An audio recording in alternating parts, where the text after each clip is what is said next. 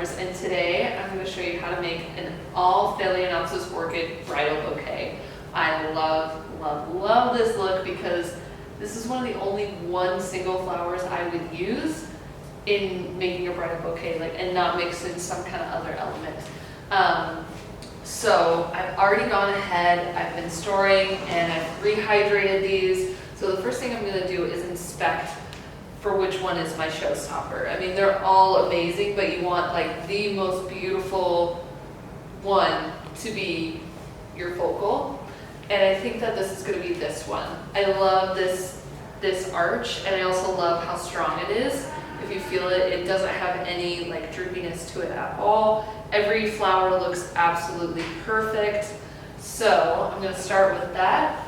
And the great thing about this is only going to require a couple steps. And say I may have a little bit of droopiness back here, and I'm just going to pop that off. And what's great about those is you can like pop them in a bubble bowl, float them on some water, make a little boutonniere out of them. We're going to lay this in a cascading kind of fashion where I know that the bride is going to hold it probably about right here. That's usually where I instruct, is not up here, but down here, kind of arms on the hips. And it's going to come down, and you just want that drape to come out. And maybe I'll pull one down into here. And these stems are going to get bunched together right here. So you want to keep that in mind, that when, say if you're designing on them, they're kind of going like this, and then you come and you bring your hands down here and they move their position. You have to keep that in mind because this bouquet doesn't have a lot of stems to it. You have to work with the shape of each stem. So let's just keep on adding here. And maybe let's bring it over there, because again, this was my focal, but I want to make sure that he doesn't get too buried. See, there we go. See that dimension and shape? I normally design in odds, but I'm really liking this. I'm going to attempt to add one more because I just want to see how it looks. See, there's a little bit of that grass left on there from shipping. That's all right. And let's add it down there. Okay. And there we go. We got our big focal. We got this base down here. Got some shape. Okay, that's where I want it. So we'll go ahead, take our tape here, and ever so delicately.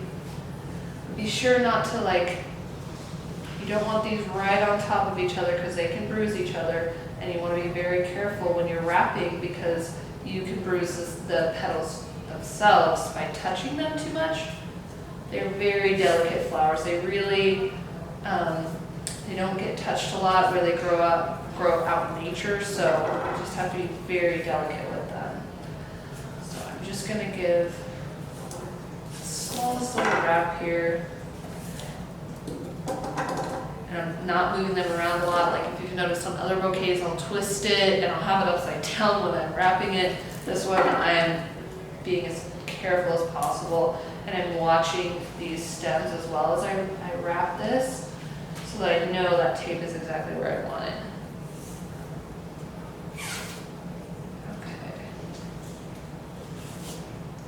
Let's go ahead, tear that off, and then I'm just going to come back. If it tears in the middle like that, that's fine. Just kind of place it down again, go over it, and I'm doing 2 layers just to be secure. Pulling it as I go. Great. Okay. And I grabbed a little bit of ribbon to throw on there. I just thought this would look really chic with it.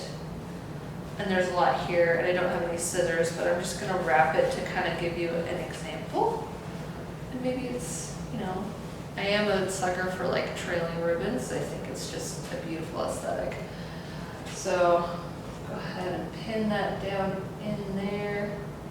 Make sure it doesn't come out the other side because you don't want to get poked while you're getting married. That's not fun. Okay, so we've got that. That is our bridal bouquet.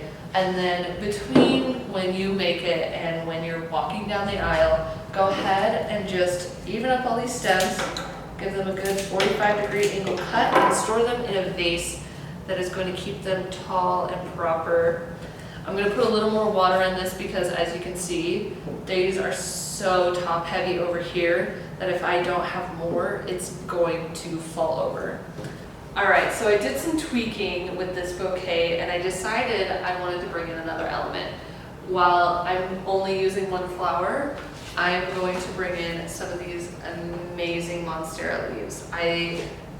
The two are just meant to be married together. So I've got my design here, my big, awesome cascade. I'm going to just come in and ever so slightly, I'm gonna place these down underneath here, almost like a little bed. And then we're gonna bring one just up over here. I'm gonna tweak just a little more so that he's slightly up, but he's also not the main focal point. I'm going to transition this one just ever so slightly in my hand, try and make it pop just a little bit more. Okay, and there we go. Got our nice tropical feeling bridal bouquet. And we'll go ahead, tape it off, be gentle when you're taping. Everything is going to move a little bit, but these flowers are so fragile. You don't want to twist as you normally would the whole bouquet. You're going to want to keep it as still as possible. So give yourself some slack here in the tape, and then just bring it around, keeping that bouquet as still as possible, because the less you move the bouquet, the less it's likely to move the stems, and the less it's likely to change the design. And if you rip it like that, that's fine. Just start back over. These layers are just going to make it stronger.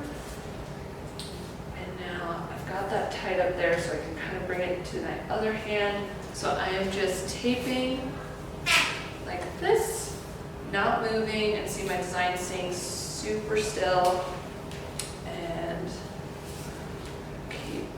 I'm going to do just one more layer to try and get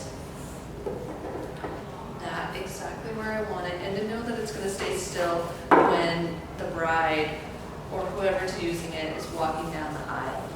So I'll come to the top. It's kind of like wrapping an ace bandage. It's a lot like it. I don't know why it reminds me of that.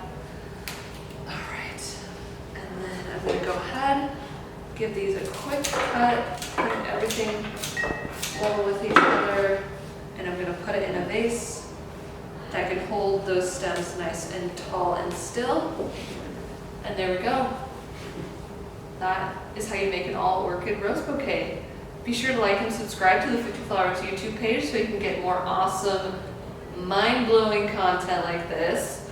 I love talking with you guys, so keep it coming, keep the comments coming, keep the likes coming. I love it. I want to talk more flowers with all of you, so thanks for watching.